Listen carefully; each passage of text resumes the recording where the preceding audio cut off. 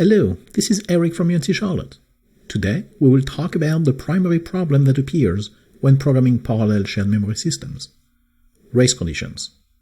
We will see what race conditions are and the most common type, the data race condition. We will talk about the primary way to avoid race condition, namely, mutual exclusion.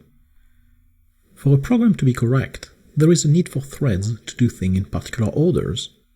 We need to have split the yolk and white of an egg before whisking the whites. Some orders are correct, and others are incorrect. Because threads are scheduled by the operating system, we do not control exactly when each thread makes progress. A program can be incorrect because the timing and interleaving of the threads happen in an order that was not expected by the programmer. These effects are known as race conditions, because the threads are racing toward a critical point in the execution of the program, and which thread gets there first matters. The most common case of race condition in shared memory programming is known as a data race, and it is the type of bug that occurs when two threads read and write a variable or a data structure without being properly synchronized. Consider the following code. Main creates 50 threads that get a reference to the val variable. Each thread increments the value of the variable 1 million times. And after all threads are done, val is displayed. This code will almost never print 50 million, and every run of the code, the value printed is likely to be different. The fundamental issue is that incrementing the value of a memory location is not an atomic operation. It actually consists of loading the content of the memory location into a register, incrementing that register, and storing the register back into the memory location. It is possible that two threads load the content of the memory at the same time, and individually perform the incrementation. They will then store the value back into memory. The second thread to write to memory essentially ignores the change performed by the first thread. Lots of other scenarios can happen where lots more of the incrementations can get lost. But all these bugs come from the fact that incrementing a variable is not an atomic operation. One of the solutions to race conditions is the utilization of mutexes.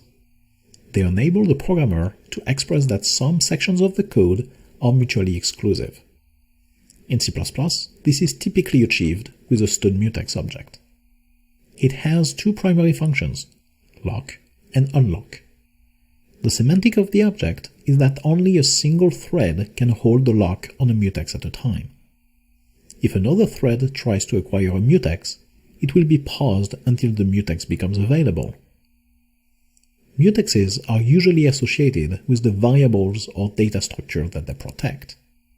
Assuming that we want to protect the access to a stud stack, we would take the lock before making any access to the stack and unlock the mutex afterward. This code is a modification of the previous code that performs 50 million increments to a variable.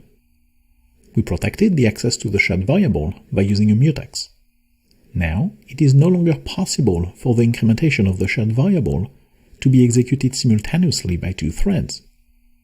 Therefore, the race condition is no longer possible. Note that the code is significantly slower because of the overhead of locking and unlocking the mutex. Also, the threads need to wait for one another and can get unscheduled by the operating system. It is possible that when using mutexes explicitly with lock and unlock, to forget to call unlock. Maybe it is an algorithmic mistake, or maybe an exception caused early termination of the function. Either way, it would cause the lock to not be released, which is often an unwanted behavior. C++ provides stud lockguards objects to prevent that. The lockguard automatically locks the mutex when it is created, and automatically unlocks it when it is destroyed. Lockguards provide RAII guarantees to the usage of mutexes, and are often used in C++ codes instead of explicitly locking and unlocking mutexes. Library documentations should specify which functions are safe to call from multiple threads and which functions are not. Functions are said to be thread-safe if they can be called from multiple threads while still providing the features that they were designed to provide.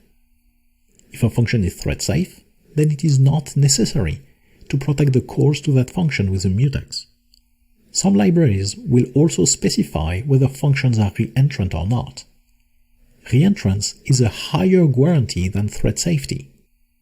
A function is reentrant if it is possible for a thread to be interrupted while executing the function, for another thread to call the function and completely execute it, and for the first thread to resume its execution safely. Essentially, a function is reentrant if it does not hold a global state, and therefore does not require a lock. In this video, we saw that race conditions are bugs that occur in parallel program. They happen when the programmer did not correctly account for possible timing differences between the threads. They can happen due to how threads progress. The most common tool to avoid race condition is the utilization of mutexes. Libraries often specify the behavior of the function it provides and whether they require mutexes.